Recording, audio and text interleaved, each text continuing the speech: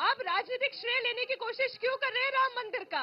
देखिए, आपने जो सवाल पूछा ना, ये सवाल ही जवाब है कि कांग्रेस और सपा यहां नहीं है। विश्वास मानिए, चुनाव के बाद भी वो नहीं दिखाई पड़ने वाली है, वो चुनाव में भी ऐसे ही साफ हो जाने वाली है। देखिए, मैं आज अयोध्या का ये पूरा दृश्य देख रहा हूं और पूरा देश आपके चैनल के माध्यम से देख रहा है कैसे मंगल गीत गाए जा रहे हैं, कैसे चारों तरफ साज सज्जा है, कितना उत्साह है, कितनी उमंग है, कितनी तरंग है।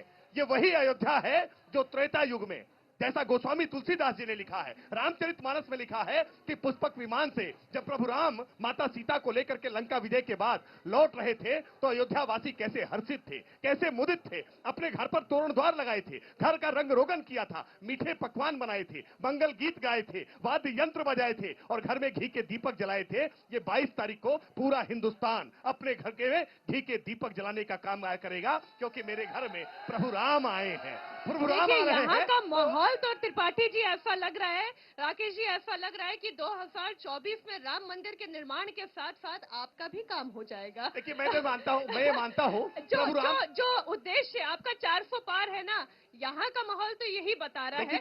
जो प्रभु राम का काम करेगा सबका बेड़ा पार हो जाएगा, वो भी करे ना प्रभु राम का काम। वैसे साहब को इसी बात का तो डर है, वो ये कह रहे हैं कि एक पूरी लिस्ट तैयार करके रखी आरएसएस वालों ने, एक एक करके सभी मस्जिदों से किनारा कर दिया जाएगा। नहीं, मैं वैसी साहब को कहूंगा कि डरना बंद कीजिए, क्योंकि ये डर और बढ़ता जाएगा। ऐसे ये डरना बंद कर दीजिए, कोई अच्छी दवा लीजिए इसके लिए। देश की किसी मस्जिद को कोई खतरा नहीं है।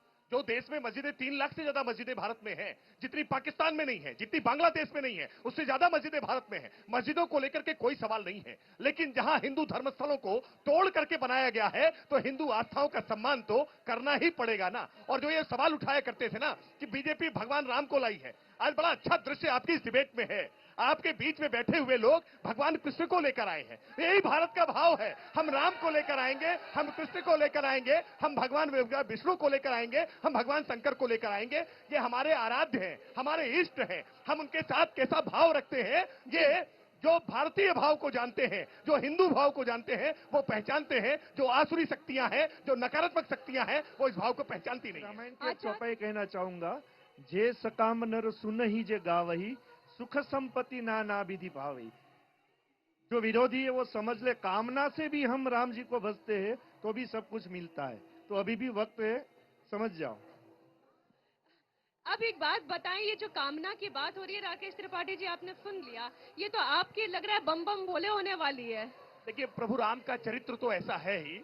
मैथिली शरण गुप्त जी ने भी लिखा है, प्रभु राम तुम्हारा चरित्र स्वयं ही काव्य है, कोई कवि बन जाए सहज संभाव्य है। जिसने भी राम नाम को भजा है उसका बेड़ा पार हुआ है। और आज तो मैंने फारूक अब्दुल्ला को भी राम राम भजते हुए देखा है। ये कैसे दिन आ गए हैं देखिए कि आज फारूक अब्दुल्ला भी राम राम भज रहे हैं। वैसे विश्वास करिए, राम का भजन सबको करना ही पड़ेगा, क्योंकि राम ही प्रेरणा है, राम ही आदर्श है। राम तो सबरी के भी हैं, राम केवट के भी हैं, राम वाल्मीकि के भी हैं, राम तुलसी के भी हैं। राम ने सबको मार्ग दिखाया है, सबको प्रेरणा दी है। तो राम की शरण में सबको आ ही जाना चाहिए।